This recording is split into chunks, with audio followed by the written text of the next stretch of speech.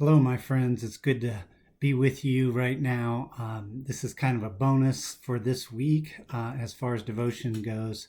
But I'm not preaching on Sunday, and so you get this extra video instead. We're going to look into Matthew chapter 5, verse 3. Blessed are the poor in spirit, for theirs is the kingdom of heaven. Now, before we get too deep into that, I want to talk just slightly about the Beatitudes. This is the first of the Beatitudes. And you can look at it here. And I want to talk just a little bit about the structure. We talked last time about blessed, so hopefully you have a good grasp on what that's all about. But notice it says blessed are, and then we get the poor in spirit. And so we have some sort of subject. And then we have kind of a reward or an outcome, if we could put it that way. For theirs is the kingdom of heaven. Right, so this is kind of the standard format for these blessings. And this is a standard format. You find blessings like this in the Old Testament as well. This is kind of a Jewish way of blessing. And it just is nothing that is unique in any way. The format, at least. But what Jesus says is not only unique, it is revolutionary. So let's talk for a moment about this idea of blessed are the poor in spirit and what that exactly means. Now, in the Gospel of Luke, there is sort of a parallel passage to the Sermon on the Mount in Matthew.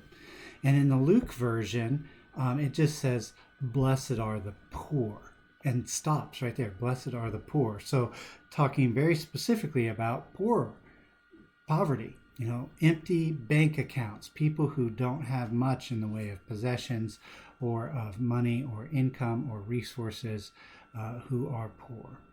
But Matthew adds on to that, and with this phrase, poor in spirit. So we could rephrase that and say the spiritually poor. Now, if we're going to understand exactly what we're talking about when we say spiritually poor, we got to jump ahead in Matthew chapter 5 to verse 20. Let me show you this verse here just very quickly. Matthew 5, verse 20. I tell you that unless your righteousness surpasses that of the Pharisees and the teachers of the law, you will certainly not enter the kingdom of heaven. Now, the Pharisees and the teachers of the law, they were the ones who taught the people about the law of Moses out of the Old Testament.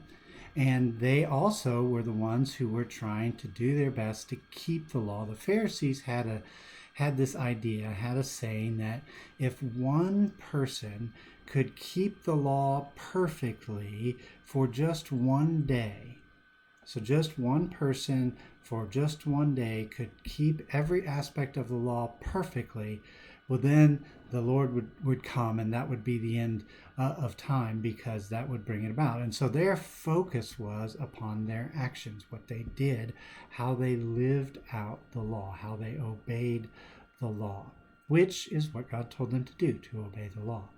But the thing that comes along with the idea of obeying the law so many times is a pride. You see, look at me. Look at how spiritual I am. Look at how righteous I am. You should be more like me. If you could be righteous like I'm righteous. And yet Jesus says in 5:20, you got to be more righteous than the Pharisees, the ones who held themselves up as the very example of righteousness, or you're not going to make it. Of course, now we know that Jesus is saying that we need a righteousness that's not of our own, not based upon our own deeds, because none of us, in the basis of our own deeds, are going to be saved. And that what Christ came to do was to make a mechanism for us to receive God's righteousness.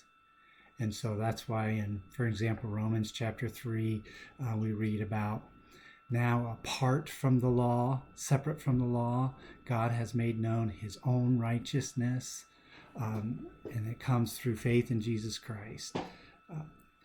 So I'm getting way far astray from the poor in spirit here, but I want you to see that the Pharisees were the model of righteousness, but with that righteousness came this pride, right? And so the idea of poor in spirit would have been the opposite of what the Pharisees were. You see, somebody who is poor in spirit is somebody who has empty accounts with regard to God. Somebody who doesn't think that they're worthy. Somebody who is living with an understanding that they need God desperately and what he has to offer to fill our own accounts, because on our own we are not going to make it. Now, it's possible to act like you're poor in spirit. It's possible to project an image to other people like you're poor in spirit. But what Jesus is saying here is those who are actually poor in spirit, who really recognize before God that they need him and that they rely upon him and that he has what we need, and we will find it not in our own efforts but only in him.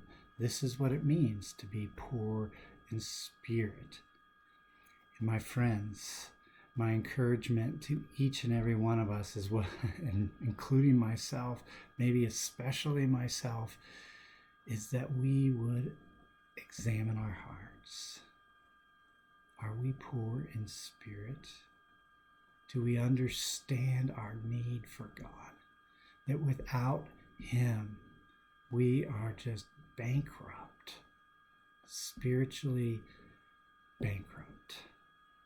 And that there is no chapter 13 bankruptcy protection except through Jesus Christ.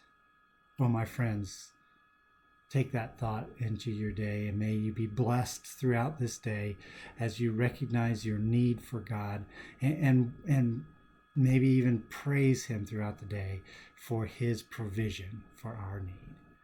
God bless.